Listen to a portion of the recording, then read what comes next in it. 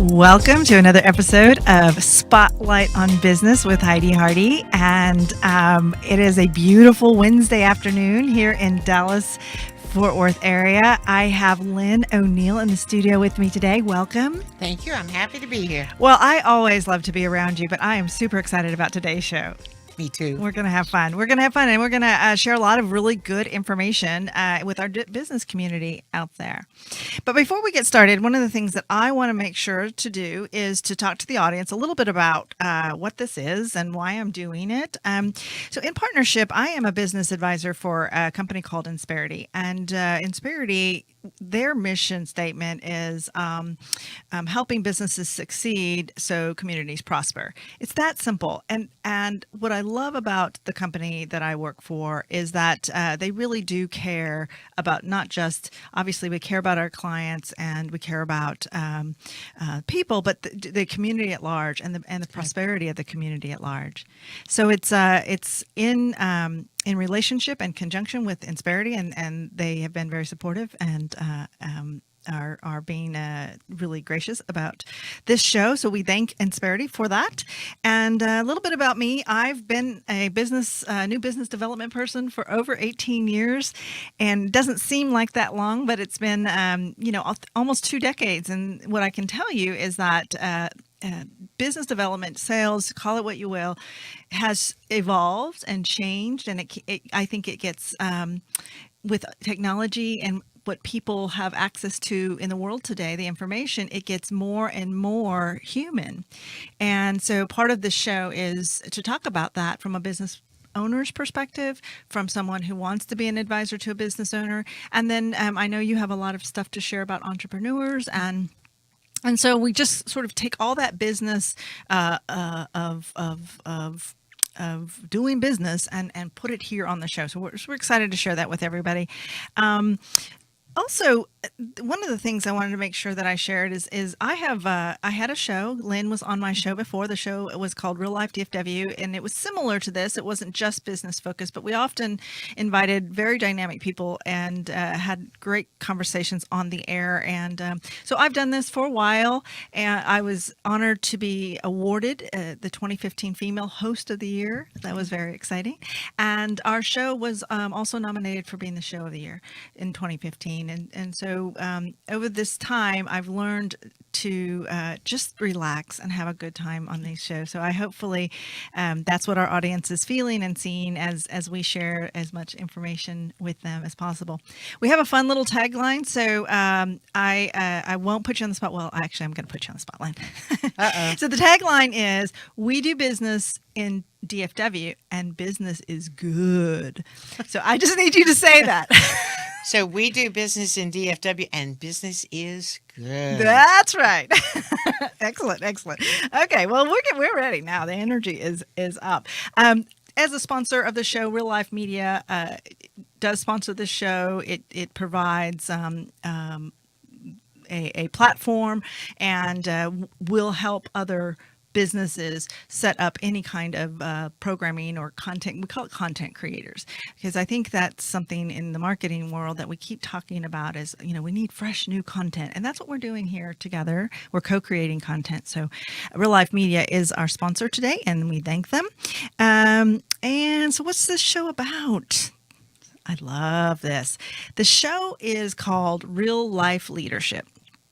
And so I get stuck on real life because I don't know that there's definitely the fake side of or the glamour side, or the, I guess the facade of what business is. But I really want to talk and get deep down to the real side.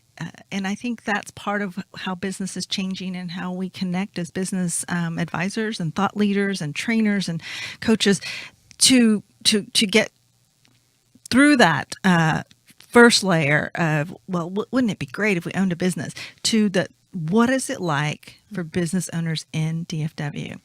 So with that, let me introduce Lin. Lin is an accomplished, Gotta put my glasses on.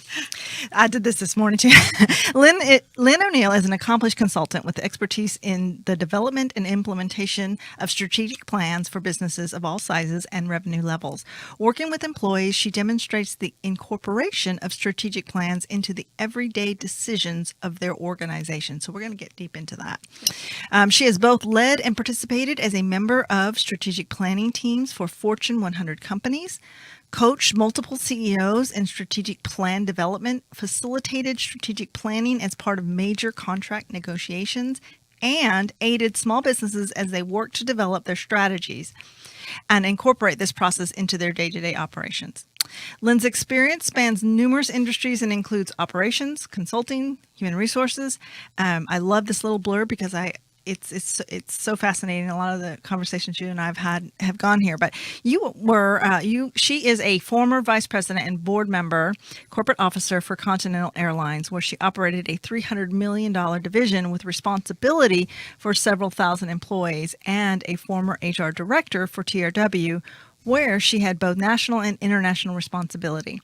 She also, while living in California, founded Futures Consulting, Sacred Cow Enterprises, and since returning to Texas, she founded Entrepreneurs Dallas and Entrepreneurs Fort Worth. Welcome, Lin O'Neill. Thank you so much. Thank you for having me. Well, Again. yeah, absolutely. I like I said, I can't get enough of our meetings. We have so much fun and good conversation, and so I'm looking forward to doing that. Can you hear me? Okay. Awesome. Awesome. Great. Awesome.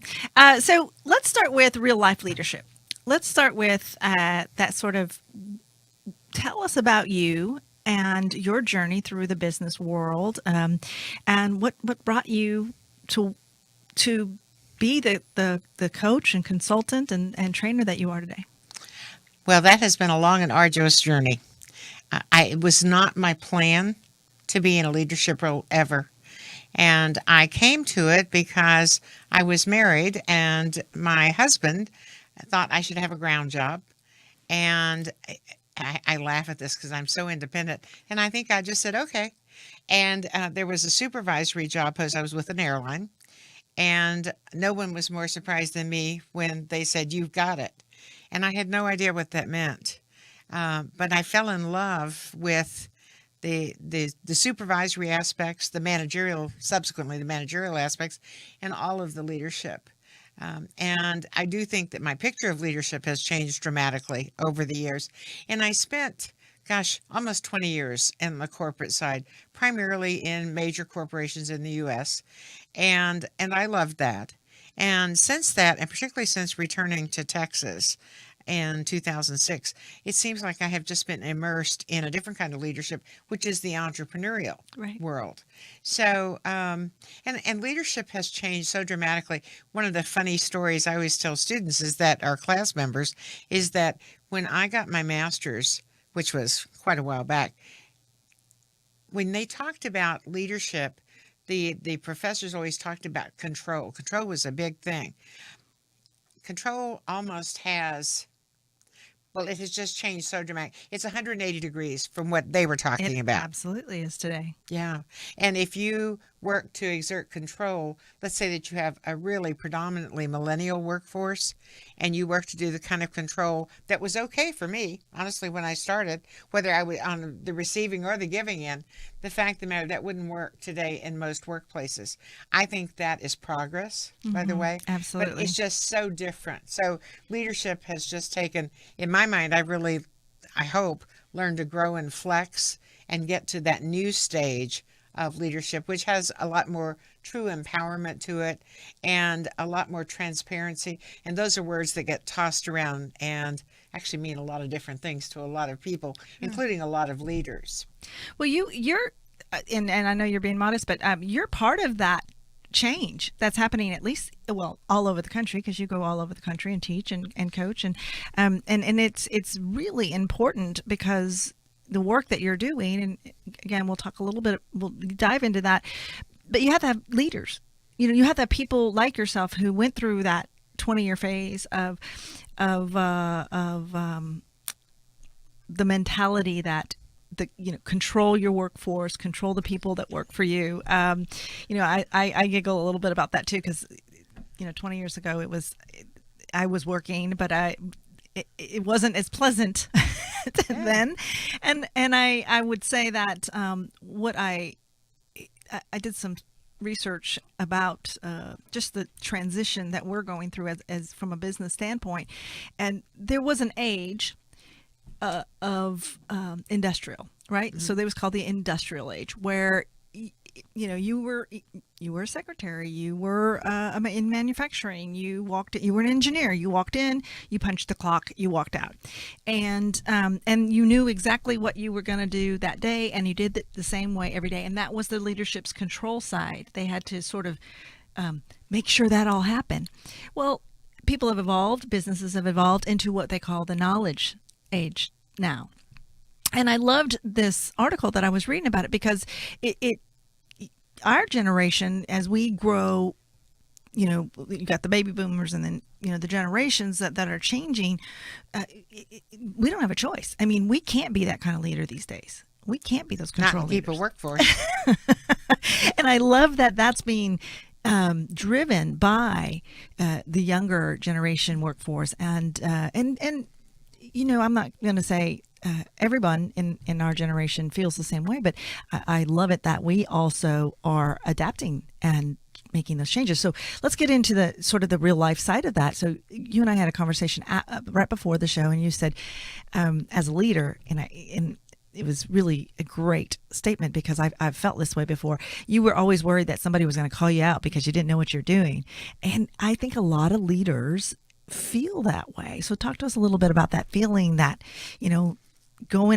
learning as you go. Well, actually, it really ties to what we were talking about. I remember that in that supervisory job, I was just so sure that I would be unmasked at any moment, because they couldn't possibly have really wanted to hire me and put me in that. But part of that was what we were talking about, because the rules were so pronounced. And if you care about the people you're working with for, and the organization within for which you're working, then there's a softness to that. And there was no softness to leadership at that point, or very little. That's true. And so part of the feeling, sort of imposterish, if that's a word, is that I knew what it felt like to have to be really tough with somebody when I didn't feel that way about them or about the situation. And that was the model for leadership. So I always felt kind of split, and I'm sure I wasn't the only one. And it just, in fact, I know I wasn't, because I've talked to a lot of them, and you and I were talking about that. So but that was the pro forma. It was for you were, and if you weren't that, your career was basically going to be short-lived or just stalled. Absolutely. Well, a lot of the training programs that they had out there at the time, and I'm gonna go ahead and throw this out there. Sorry, guys. There's two women here. I think it was even more difficult for women, because that may not have been our nature. Mm-hmm. So I was in operations in a nonprofit and was managing, and my tendency was to be more coaching and more taken by the hand, show them what to do. But the training that I went through was, like you said, it was very sort of cut and dry. They come in on time, and don't tolerate this and don't tolerate that, and don't talk to them. God forbid HR would get all upset. There was just all these rules, and it wasn't my nature to do that. So I almost had to be a covert leader. Exactly.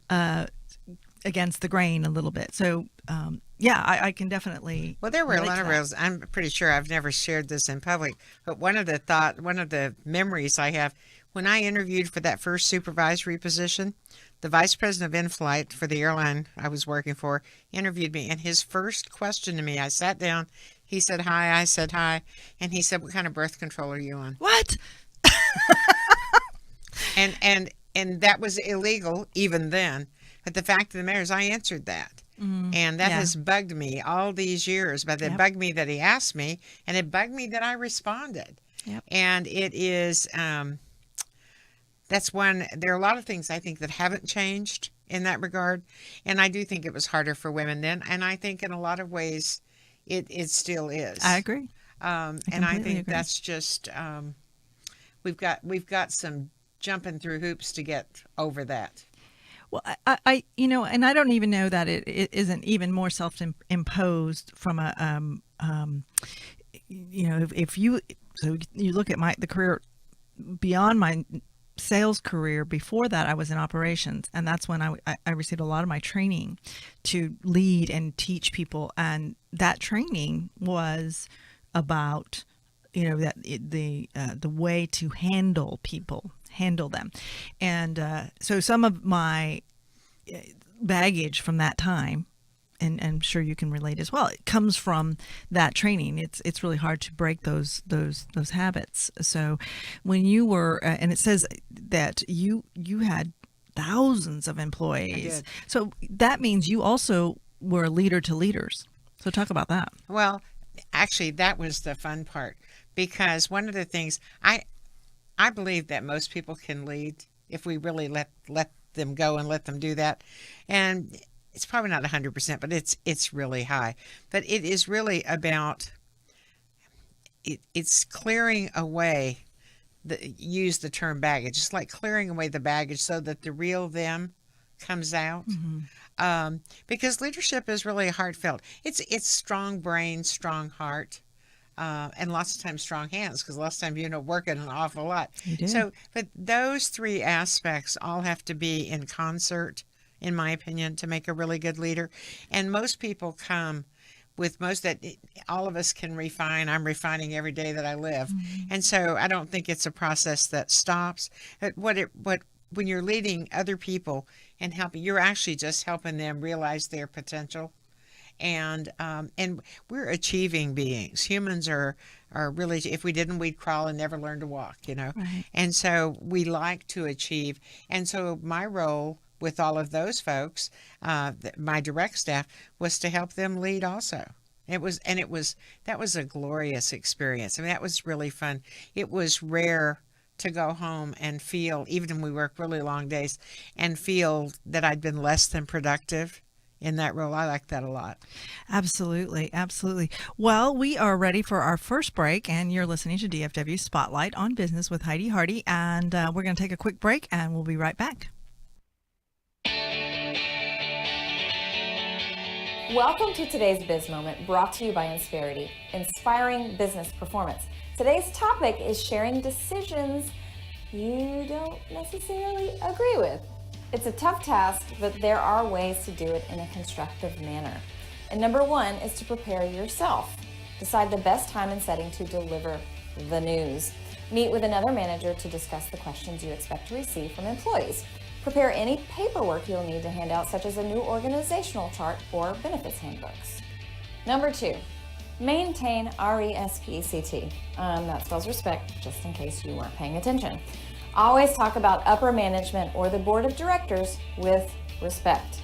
If your employees already know that you disagree, it's okay to tell them that this isn't the choice you would have made, but that you will work with employees to try and implement required changes to the best of your collective abilities. Number three, be specific. Provide as many details as you can to explain a decision and how it will affect your team. For example, if a change in business hours means that you need volunteers to start work earlier or to stay later, be prepared to present the new hours and how many employees will be needed to fill them. Be honest if certain information wasn't shared with you or if you cannot discuss something, and reassure them that you are available to help them support the success of the company. Number four, don't send mixed messages. Be aware of your nonverbal cues during your discussion. Be calm, direct, factual, and confident, and watch your posture. A frown, slumping in your chair, sighing, eye rolling, vagueness, or hostility can signal your true feelings to your team and create mixed messages. Number five, follow up as needed. Your team may ask questions you hadn't anticipated or may need details that aren't finalized yet. Avoid the temptation to create an answer on the spot if you don't know for certain. Instead, tell them that you'll look into the answer and follow up with everyone at a later time. And while you're waiting for the answer, you can stay tuned for more Insperity Biz Moments, business tips for savvy leaders. For more like these, visit the Insperity blog at insperity.com.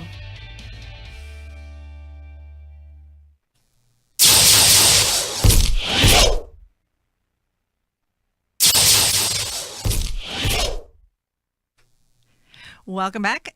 This is Heidi Hardy. You're listening to DFW Spotlight on Business, and I have the distinct privilege and pleasure to be in the studio with Lin O'Neill. Welcome. Thank you. Well, it's my pleasure to be with you.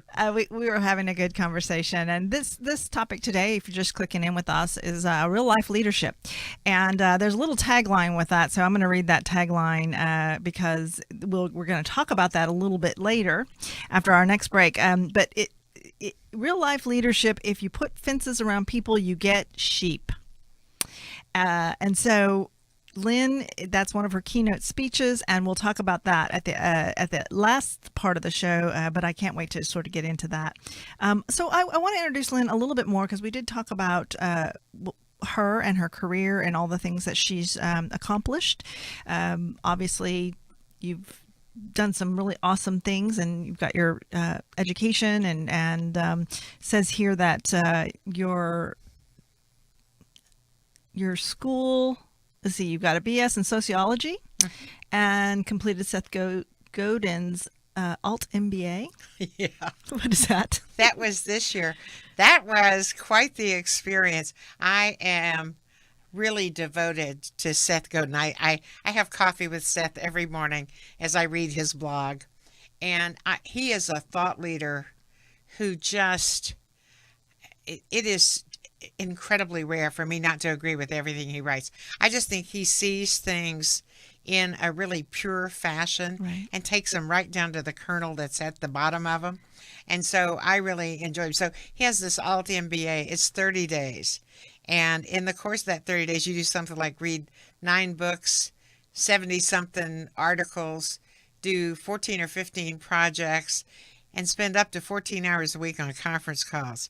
And I got in the middle of this, and I thought to myself, Lin, don't complain. You paid for this. So, yeah. It sounds rigorous, but fun. Well, it was. And I was in with almost all millennials, and I love millennials. So for me, that part was really a treat.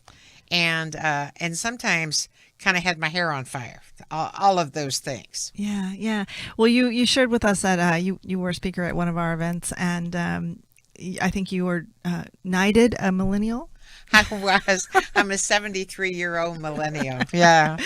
Well, I have 3 millennials I gave birth to, and they're a fabulous generation, and a lot of fun to work with, and they are so creative. I'm not saying, again, I hate generalizing or stereotyping, but my colleagues are we have our benefits to the era that we worked in and grew in, and there's a lot of that, but I have to say, as being a mother and a colleague to many of the next generation that's coming up right behind us, it's a lot of fun to watch them do some probably some creative things and innovative things that we wouldn't have even thought of. Well, you talked about in the earlier segment, the industrial age, and that actually is where innovation started to go south, I believe, because if you have people like soldering wires, then they solder the next wires, then it is really hard to get innovative in that process. In fact, it wasn't allowed. If you talk about control being one of the greater aspects of leadership, it's very hard to get innovation. What has happened is those conditions have changed so much, I believe, and the millennials have rejected some of that. So we're back in a really innovative time. And boy, it can't come soon enough, I don't think. I agree. And so can I tell this one quick story? Oh, absolutely. Okay, so I'm doing this talk for a chamber here, and I've got this guy sitting right in front of me, and he's at the table right, and his arms are crossed across his chest. He does not like anything I'm saying. And so finally we go to question and answer, and his hand's in the air, and I said, "What's your question?" And he said, "Lin," he said, "it's about these damn," I hope we can say that, "these damn millennials." He said, they come in, they want to change everything. They don't have any experience. They don't know how to do anything. They want to just change it. What do you call that? And I looked at him and I said, "Innovation." and he said, "Oh." He stayed. I was really surprised. I thought he was going to leave. But, it's because innovation involves change, and people, if they're not ready for that, that can feel pretty awkward, and if you're not invested in it, can feel pretty bad. Absolutely. But that's what they're bringing to the workplace, which is wonderful. Well, it is wonderful, but I have to say, as a person who works with millennials and people of all diversities, ages, and beliefs, and all of those things, that if you're someone in my generation who is used to not being exposed to that, I could see that, sort of curmudgeon, grumpy guy, just I'm not going to change. And what gets me about that story is that none of those things are true, but in their reality, in their mind, and that's sort of how they've perceived this next generation. And Exactly. and it's too bad because he's probably missing out on some really good I think stuff. we changed his life that day. I hope so. I hope so. Maybe he's watching. We'll see. Well, I wanted to get to know you a little bit better. You are the lead faculty for the Goldman Sachs 10,000 Small Businesses program at DCCD and for the National Blended 10,000 Small Business program. You are DFW instructor for the SBA's Emerging Leaders program. That's 8 years. The Greater Dallas Hispanic Chamber's instructor for the Scale Up program. You are doing some board service for Tex Change Dallas and advisory board member for the Institute for Economic Empowerment of Women's Peace through Business program. That's a mouthful. And two small business program and two small to mid-cap businesses. Okay, so you're doing a lot of stuff today in our community. What drives you to do all of that? Well, first of all, I think that entrepreneurship is going to be the economic driver for the foreseeable future. And that's both in quality of life, quality of community, and also certainly in business growth. The job creators are the entrepreneurs. Mm-hmm. And I don't think we will have a society, at least in the foreseeable future, and maybe never, without major corporations because they have a great role to fill. The issue is that the actual jobs that are being created in large measure are coming out of these small to medium businesses. Right. And it is amazing. I've forgotten what the figure is, but it's in terms of the number of people working in companies with under 50 employees. I mean, that's the bulk of the workforce. I want to say it's 79%. It's huge. Yeah, that sounds about right. It's really because I looked it up as well. And it is that if you think about a company that's 50 and under, what kind of challenges and triumphs, both, that they're having great success and they're also having challenges. That's pretty amazing. It is. The leadership challenges that go with that, by the way, are really interesting. And, you mentioned Insperity, and that, of course, is a company that takes outsourced work. Yes. And makes it work for small businesses. And that is so important. One of the things in each of those three classes that you mentioned, those are free, by the way, for small business owners and entrepreneurs. And they are amazing. And I suggest that everybody take all three of them sequentially, because they have different areas of focus. But one of the things that is really incredible that we see all the time is, well, actually, let me back in this. People say, don't work in your business, work on your business. Well, what the heck does that mean? Well, one of the things it means is, if it's not, in my opinion, is that if it's not your sweet spot, you want to outsource that. So go where your strengths are. Strengths Finder, which is really become a hallmark in the world of work, is so amazing in pointing that, because for years, like we were talking about when we came up in management, and one of the things that I noticed is everybody was always saying, correct your weaknesses. Well, the chances of us getting all of that done in one lifetime is pretty slim, if at all possible. Right. And one of the things that happens, go with where you're good. And that's what we tell these small business owners to do. You can hire, that's a job creator, and you do great things. And why make yourself miserable? Because people start businesses because they believe that they've got an edge. There's a good or a service or a product or a service that they love and that they want to share. Go for that. Yeah. Make that work for you, and get the rest of this stuff out of your way. And one of the things I always look at in particular is HR, because there's tremendous risk associated with that if not done well. More and more every year. There is, and no small business really has a person to devote to the research, watching the regulations, looking at the local legislation or the state or the federal. There's just they're not equipped, they're not staffed for that, and so they need to get it out of their hair. They do need to conform. I mean, those are the laws and the rules that we all live by. So they need to do that, but they don't need to do. They underline them don't need to do that, and so we really work really hard on that. The other thing is, leadership involves knowing your financials. And I don't think people always connect that. I agree. And it is, I actually just got this great book that's called Storytelling with Data. And I'm a Watson fan. I love the IBM Watson commercials. And what I believe is that when you look at your financials, they should tell you a story about the strength or lack thereof in your business. And that's what you want to share with the banker or with the lender or with your employees. And people need to know that. And I'm telling you, unless it's a financial business, it seems to me that small business owners in their leadership forget that part. So we do a lot in these programs to reinforce and send people back with that kind of knowledge. And I think that's huge. Well, so how would somebody find how to get, I think most business owners know where they're weak, and it's getting those resources in front of them enough times for them to go, okay, I need to go take a class. How would somebody find these kind of resources? Actually, you can Google them. I don't know what we did before. Well, we went to the library, but which is system. Really a foreign concept these days. But Google is our online library. I would Google Goldman Sachs plus 10,000. Okay. That's one. That's for one program. If you go to sba.gov/emerging leaders, you'll get the other. And then Scale Up is actually offered here by the Greater Dallas Hispanic Chamber of Commerce. And so if you go to GDHCC/Scale Up, you'll get that. They all were, the curriculums for the three were created by different educational institutions, and they each have a slightly different focus. As an example, the Scale Up is about how you scale step by step, and the deliverable is actually a business plan.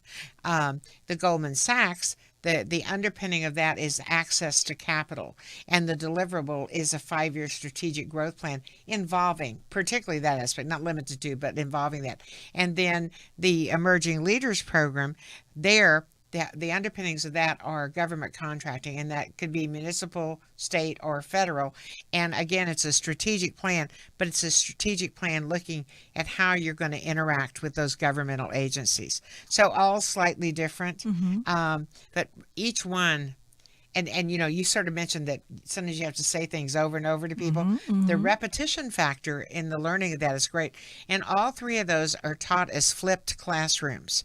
And a lot of entrepreneurs, one of the reasons they do that is they weren't particularly fond of school. And that's definitely not universal. But I will tell you, there's a lot of that. And so one of the things that happens is that this is a different kind of school. And that I think is really important. Well, I love that insight because I think entrepreneurs, like you said, have a great passion, and some of them, have gone through the business a degree or have specialized in some areas. Many of them, especially the ones that I've been able to sit down with, went for it. And either had great leadership and mentors and people that were walking them through it, and got over those 1 year, 2 year, 3 year humps, or got very, very lucky. But I think that having an understanding that there are resources out there, that you don't have to have, you don't have to go back to college, you don't have to go back and get your master's degree if that wasn't for you, but there are programs and instructors who care enough to put this curriculum together and then watch it transform someone's business from like you said, financials. I owned a business from 2008 to 2010. It was one of the best and worst things that ever happened to me. No, I know exactly what you mean. Especially in 2008. It wasn't a great time. But I think the thing that, and we're going to take a break here in a moment, but the thing that I want to come back to is from a leadership standpoint, you need people to say that to you. You need people to say, you know what? You don't have a good enough understanding of where your money is going. And so we need to find answers and resources for you. So you don't have to talk to your husband every night or your spouse every night. Let's get someone who can really give you some valuable feedback and coaching and instruction. So please, if you're a business owner, if you're part of a small business and you really want to help that small business, these opportunities for learning experience are very important. And can I say one thing real quick? Absolutely. It is, and I think you're absolutely right. Somebody does need to say that to you. And financials, we say that a lot in those courses. The other thing somebody needs to say to you, if you love education, that's a good thing. If you don't love education, that's a good thing too. And it doesn't have to limit your leadership or your profitability or your productivity. It doesn't have to limit any of your success. Whatever works for you, there's a way to have a business do that. Yeah. So you heard it on DFW Spotlight on Business. This is Heidi Hardy, and we're going to take a quick break, and we'll be right back. Welcome to today's Biz Moment, brought to you by Insperity, inspiring business performance. Today's topic, helping your employees reach their goals. And number one, give them the why. Ask yourself how each goal contributes to the organization and why specific goals are important in the bigger scheme of things. Effective leaders like yourself keep the emphasis on why the goal makes a difference to the company as a whole. Number two, maintain communication. Meet with employees on a regular basis to see how they are doing and encourage participation by making sure meetings are focused, relevant, and engaging. Don't go off on tangents. Find out if employees are on track and ask about any problems they might be having. When problems are identified, ask for participation to figure out a solution. Number three, make things fun. Goal setting doesn't have to be burdensome. Team activities can help foster a positive attitude and keep the momentum going. The use of illustrations, charts, and diagrams that show progress toward the goal creates a fun atmosphere that helps keep people focused and creates buy-in. Also, they're colorful. That's fun. Number four, break it into smaller pieces. Goals can fail if they seem overwhelming. Take baby steps to reach your goals, and you're more likely to reach the finish line. Look at what your goals are for the month, not the year. Number five, celebrate along the way. Don't wait until an entire goal is completed to celebrate successes. Each milestone is an accomplishment, so stop and congratulate everyone for their work and contributions along the way. Rewarding small victories nurtures the path to completion. Also, it's a fun time to spend with your employees. Stay tuned for more Insperity Biz Moments, business tips for savvy leaders. For more like these, visit the Insperity blog at insperity.com.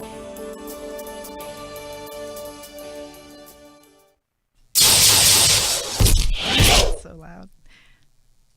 Welcome back. This is Heidi Hardy, and you're listening and you're watching DFW Spotlight on Business. And I want to thank everybody that's joining us today. This is a labor of love. I tell people that I meet all the time that I was invited to a show like this, and like a lightning bolt, I got behind the mic, and it just felt so good. And, you know, people say that about all kinds. I rode a Harley for the first time, and now I'm a Harley rider. This for me, and I'm getting chills now, is so amazingly rewarding. And so thank you for being here and sharing this moment with us. And Lin O'Neill, thank you for being here. Thank you. That's what happened to me about teaching entrepreneurs. Well, let's go there. Let's go there. We're having a great conversation. We are talking about business in DFW. Lin O'Neill is one of the in my opinion, she is one of the top thought leaders in the DFW area, and it's not just my opinion if you want to look at her resume and all the things that she does, but I love spending time with her. And what I love about spending time with you, Lin, is it is professional. We talk professionally, but it's also so human.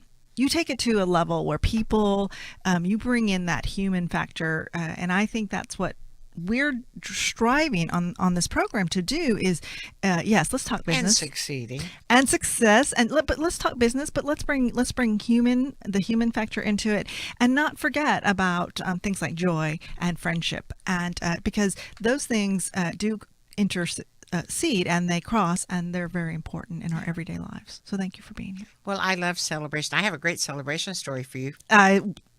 ready to hear it. All right. Share it with us. So one of the things when I start off my class, I always start off with the wins since the last time we met. And sometimes they're wins that I just finally found the person to hire, and sometimes they're huge wins. So I have this guy who's been through 2 of those programs with me, and he texted me, this is about a month or so ago, and he said, Lynn, and he gave his name, and he said, you know how I've never billed more than $2.5 million in any 1 year, right? And I texted him back and I said, yeah, what you billing this year? He said 5. Wow. 100% growth. I said, God, that's great. So I saw him at an event. It was about 3 weeks later. And when he introduced himself, he said, I have had this incredible good fortune in the last 3 weeks. And he had gotten either 3 or 4, I forget which, government contracts. He's going to bill $40 million this year. Are you kidding me? I'm not. That is that not the greatest story that going? That is a wonderful story. So it's just, and so, you know, the celebration piece is really huge. Yeah. And boy, we celebrated him. You can't even imagine. It was great. Well, and so I want to give a little bit of, maybe it's called celestial advice, but that feeling that those chills, that fun, like I just landed this $40 million contract, keep that in your pocket, because there's going to be times when it's not that much fun. Yeah. And you know, I can't even imagine what the growth pattern of this gentleman is going to be at 40 million, from 5 to 40.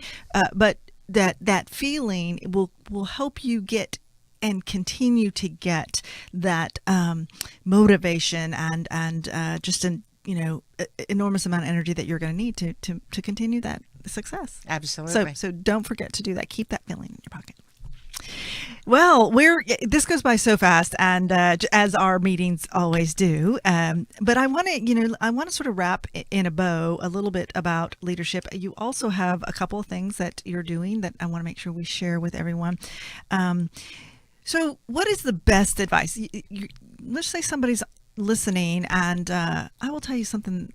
Let me get off track. Let me go down a rabbit hole for a moment, because one of the things I hear a lot from people, and I love people, I love to talk to them and listen to their stories, is that they've spent 20 years, 15 years, 30 years in a job that they're not in love with. Yeah. And they're ready, and many of them are young. They're in their 50s or their early 60s, but many of them are ready to what we call a transition, not necessarily retire, but they're talking about buying businesses. They're talking about becoming entrepreneurs. That 50 plus, that's the largest group starting businesses today. And Gary Vaynerchuk is one of my. I know you like Seth Godin. I like Gary because Gary put out a web. Video, and it was really harsh. He had a few cuss words in there, but he said, if you're 50, you have no excuse. Stop making an excuse that I'm too old to do something, and just get out there and do what you love, because that really is the new 30. And at this point, think of all the advantages you have at that point in your life. So we are in an age where entrepreneurship is so critical, and we should encourage that. And I think I've gone down the rabbit hole too far, but one of the things I wanted to make sure we brought up is you brought Entrepreneur Dallas and Entrepreneur Fort Worth. Tell us about that before we run out of time. And they're coming back in January. I did Entrepreneurs Dallas for 18 months, and I did Entrepreneurs Fort Worth for a year. And then I just got incredibly busy and could not do that. But it has never left my mind for 1 second. So in January, we're back in both cities. That's fantastic. And it actually is, one of the things that entrepreneurs struggle with all the time is they think they're the only ones going through this. My definition of an entrepreneur, by the way, is somebody who wakes up on Wednesday morning and says, oh my gosh, I'm going to have to mortgage my house because payroll's due on Friday and I can't make it. And yep. Yeah, they're very brave. Absolutely. Oh, courage abounds in that particular community. And so one of the things about that, though, is because entrepreneurs so often are sequestered in their businesses, yes, they don't have anybody to talk to. And one of the great things about those 3 programs is that you find that everybody faces that. And it is, you can watch people come alive with that knowledge, which is just amazing. And that in and of itself, having other people who've gone through it, some more deeply, some more shallow than what you do, but everybody hits it in one way or another. And there's comfort in that. And it gives people the strength and the courage to grow further. Keep going. Yeah. And make that, second mortgage if you have to, and not quit. I will tell you, I've had some really painful conversations with people who own businesses that are going through, as I had gone through it, well, the choices are to, close the business. And I don't like the F word. I don't think there's no failure in anything that we do. And so when I say that, it open a business, close a business. Big deal. Go, keep doing it. Don't give up. Keep doing those things that you're passionate about, that in your gut it just keeps pushing you. And that's what I love about entrepreneurs and business owners today that I get to sit down with, have that just fire in their belly. So I have a question for you, Heidi. Do you ever hear this thing about 1 in 5 or 4 in 5 businesses close within 5 years? Yeah, the statistics. Did you know there are no statistics for that? No. That absolutely is a myth. And we don't know. We know that businesses may not be in existence under the same name, but we do not know how many. Actually, I'm saying it wrong. It's 1 in 5 businesses fail. That's the thing. Okay. And we have no statistics on that. So we know whether or not they operate under the same name, but they may have been acquired. I mean, there are a number of reasons how they could have merged, but we do not know in the U.S. We do not know how many small businesses fail. So people say that with such authority, this number out of 5, and it sets up for people to think, oh my goodness, there's a high potential for me to fail. There are lots of options on that road. Absolutely. And we don't do people any favor by quoting these statistics for which there is no basis. Absolutely. Well, I love that because you're right. Sometimes people want to keep it real, and sometimes you don't need to. Sometimes, but that is real. We don't know. Well, there you go. The real is maybe not what you're being told. Yeah. So find mentors, thought leaders, coaches. Go see Lin. Lin, you do speaking and keynote speaking. Talk to us a little bit about that part of your business and some consulting. Help us. I do all of that. I like to help people implement their strategy. I think almost everybody can dream it up. It's having the extra hands and the plan to make it real. So I do that. I do some really fun things. So I do a lot of conference speaking. I love that. I think I've spoken for every Rotary group in North Texas and around the world. They're a great group. Yes, they are. They are wonderful, and I love them. I do a fun thing at Tower Club called Beer and Business, which is free beer or water if you don't drink beer, free beer, free hors d'oeuvres, a great speaker, and magnificent networking. That's tomorrow night, 6 to 9 p.m. And we do that monthly. And that is to get entrepreneurs together. Sometimes, well, definitely with other entrepreneurs. We also have a lot of people who hire entrepreneurs for the services they offer. So we've had a lot of deals done in that room. Nice. And, I love that. That is really, the first time we did it, we had this great deal from this woman who has an educational learning company and a woman who does a tutoring service. And they did it was like 5 minutes and this thing was done, and they're still doing it. Awesome. And it was great. It was a great deal for both of them. So we do a tremendous number of those. I love to go and speak did a lunch and learn, as you know, Yes. a couple of weeks ago, Did which that I for love. Insperity, absolutely. And I particularly love in picking names that kind of make people's hair go on fire. That's fun for me. So I always get a real giggle out of the names that I get to speak about. That's fun. Which, by the way, if you put fences around people, you get sheep, and that is A bad idea. Yes. I love that. Absolutely.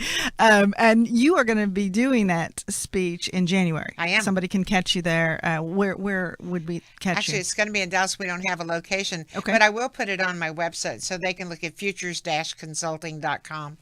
And Okay. that. And that's your website. So if you would like to talk to Lin, she's an open book. I mean, she's wonderful, and I'm sure you would pick up the phone and talk to people. Absolutely. Or catch her at one of these events, these trainings. Or connect with me on LinkedIn. Yeah. That's, I use LinkedIn a lot. Well, I wanted to sort of bring it back. We probably got about 5 more minutes, and back to leadership. And I want to tie it to what we've been talking about, and that is business owners.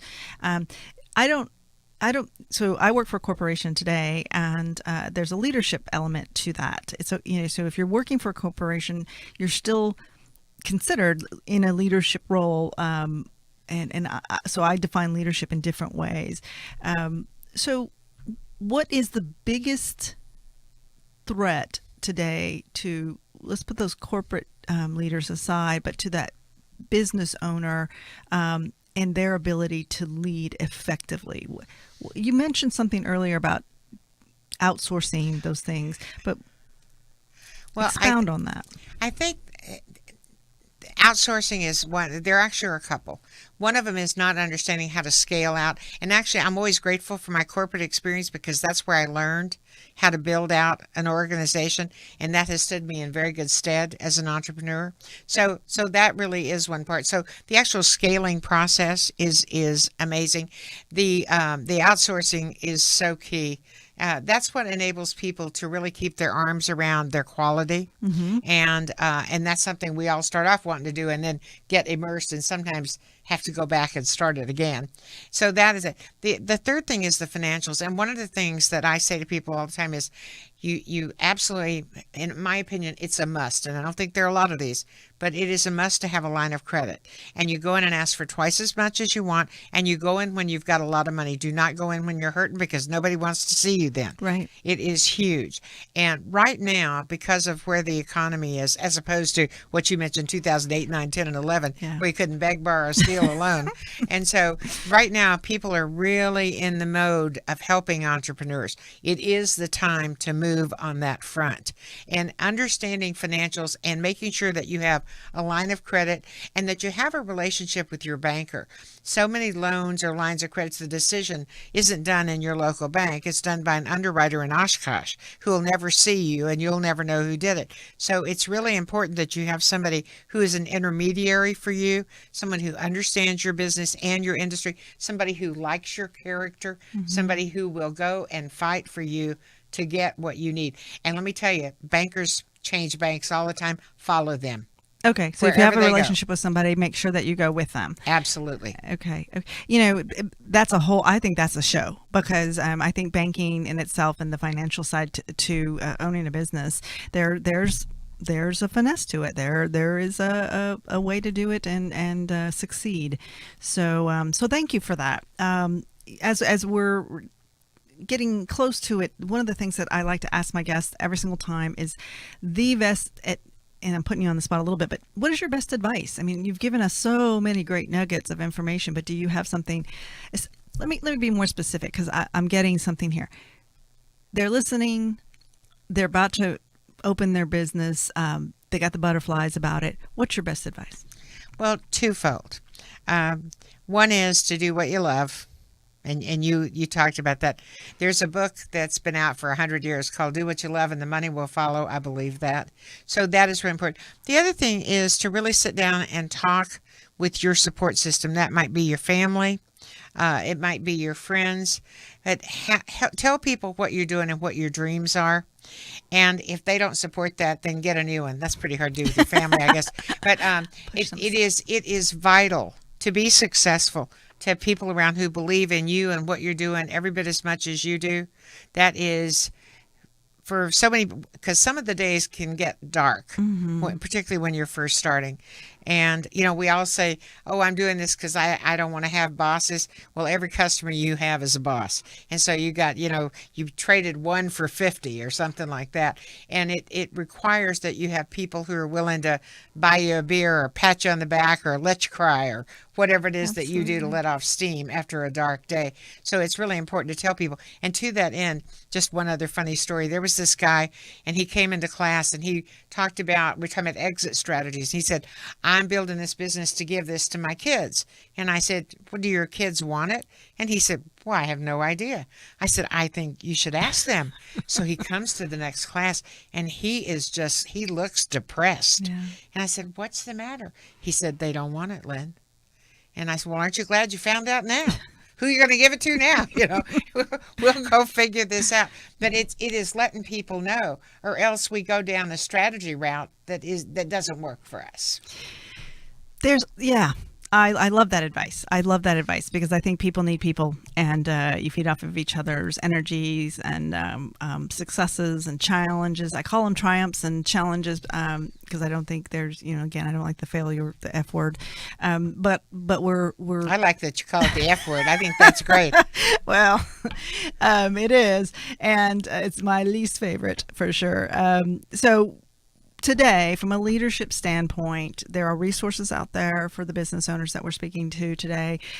Also, I don't want to forget our corporate people because they are either working in a corporation where they're either a leader or they're looking for leadership. And you're coming out with a book soon that we have got to get you back soon after that. But talk to us a little bit about the book that you're coming out with. Two things. The book is called Leaders in Drag, and it's the truth about fake leadership. Stay tuned. That'll be out before the end of the year. Name, by the way. The thing I want to say about corporate people that makes them especially important in the lives of entrepreneurs, in fact, every large corporation actually hires small businesses. A lot of them have goals for small businesses to use as primes and subs. So we don't want to ignore them. In fact, we want to be friends with them. We want to help them succeed just like they want to help us succeed. So it's a very symbiotic relationship. Absolutely. Very complementary. So it's, you need everybody to succeed. Who was it who said it takes a village? Well, there you have it. I mean, it does. And that can be corporate plus entrepreneurial. Yeah. Well, it has been amazing. Thank you so much. Our show next week is it's actually called The Story of Insperity. And I joined Insperity because their story is amazing. Their leadership is amazing. Everyone I work with, I've appreciated. And I'm not just saying that. I mean, I certainly understand when you have a great experience with a company, but it is really nice to work for and with a company that wants to and aligns with your belief system and wants to be the best that they can be for them. I mean, you look at a corporation, that was really a small business. That was two guys in a garage or two guys in a coffee shop. Hewlett Packard, Steve Jobs, there you go. It all came from sort of that passion and love for what they're doing. So the Insperity story, Bill Ham will be here with me, and we'll talk all about why it's important to look at outsourcing and what a PEO can do for you. I have apropos here, I have our thought for the week, and it is you either have a culture by design or you have one by default, and that's by Paul Savardi, who's the chairman and CEO at Insperity. And I think that when we talk about leadership, culture in a business is really important. And so if you own a business, consider that. The sign in my office from Hugh McLeod, the piece of art, says culture is your number one metric. I love it. Yep. I love it. Well, thank you again for being here. Thank you for having me. Yay. Okay. Well, you've been watching DFW Spotlight on Business with Heidi Hardy. We'll be back next week with a new show, and we appreciate you. Bye.